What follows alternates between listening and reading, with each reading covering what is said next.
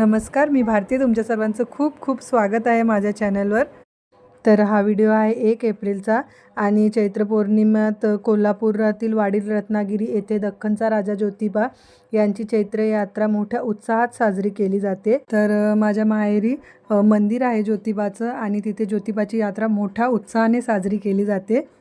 आणि बस हा तिचाच व्हिडिओ आहे जो मी तुमच्यासोबत शेअर करते. 1 एप्रिल हा यात्रेचा मुख्य दिवस असल्याने ज्योतिबाच्या नावाने चांग भलं म्हणत गुलालाची उधळण करण्यात आली आणि इथे गुलाल बघून लाडोला काय राहवलंच नाही. ती गुलाल घेऊन कधी पळते असं झालं होतं तिला. आणि हा जो गुलाल इथे उधळला जातोय तो कोल्हापूरवरूनच आणलेला आहे ज्योतिबाच्या इथून. आरती झाल्यानंतर मग इथे गुलालाची उधळण झाली होती आणि मग त्यानंतर इथे होता गोंधळ. कोल्हापूरच्या ज्योतिबा देवाची भक्ती आणि साकडं घालण्यासाठी गोंधळ हा पारंपरिक धार्मिक विधी केला जातो. ज्योतिबाच्या नावाने चांग भलं म्हणत गोंधळ सादर करतात, ज्यामध्ये देवाची स्तुती, कथा आणि नृत्य समाविष्ट असतात. हे आहेत माझे ताई आणि भाऊजी.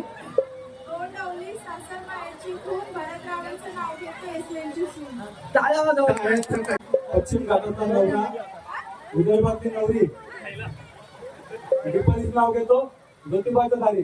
अरे बाबा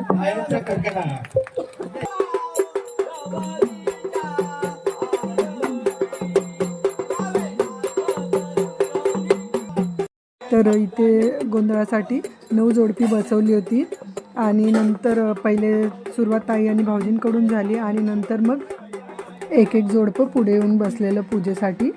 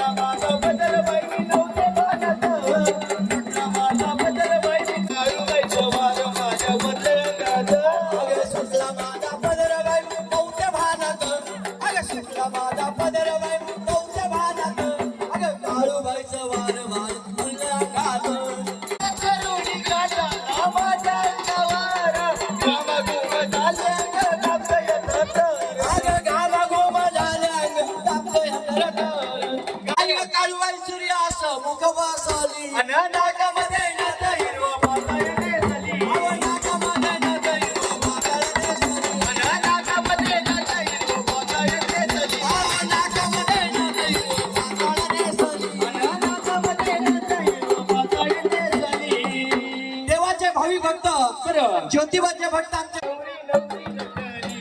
बाई सुपारी फुटली आले शंकर भगवान आले शंकर भगवान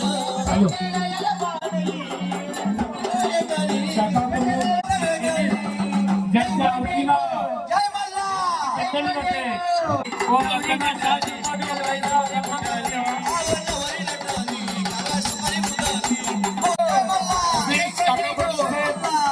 तर या व्हिडिओला मी जास्त व्हॉइस ओव्हर अजिबात केलेला नाही आहे, कारण का त्या दिवसाची जी वाईब होती ती मला तुमच्यासमोर जशीच्या तशी दाखवायची होती.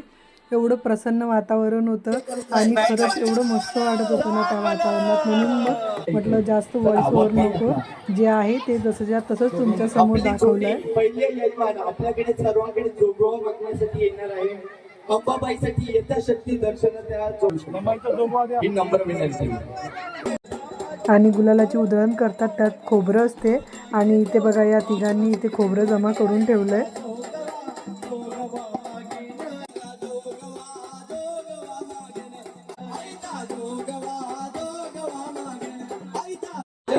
आणि मग इथे आरती झाली आणि गोंधळाचा कार्यक्रम संपला.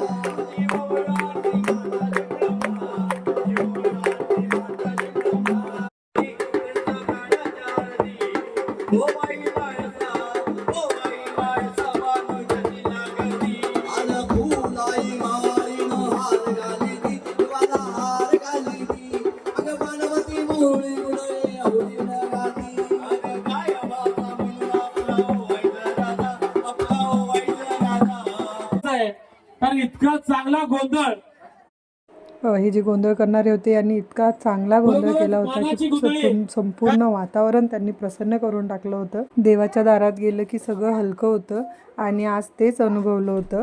दर्शन घेतले आणि मग नंतर इथे भंडारा होता, तर जेवून घेतलं आणि त्यानंतर मग इथे कीर्तनाचा कार्यक्रम होता, तर थोडा वेळ बसलो आम्ही आणि मग निघालो.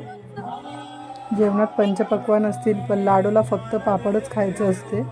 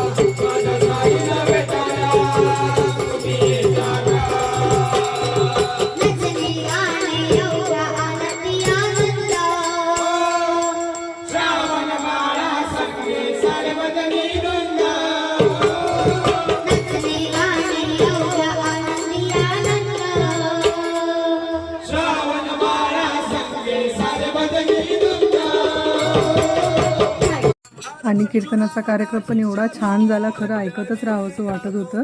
आणि अशा प्रकारे खूप छान आजचा आमचा दिवस गेला होता. आणि व्हिडिओ बघतच आहात तर व्हिडिओला लाईक करा, तसेच चॅनलला सबस्क्राईब करा आणि बेल आयकॉनवर क्लिक करा, म्हणजे माझ्या प्रत्येक येणाऱ्या व्हिडिओचे नोटिफिकेशन्स तुम्हाला मिळत राहील. आणि व्हिडिओ बघितल्याबद्दल खूप खूप धन्यवाद.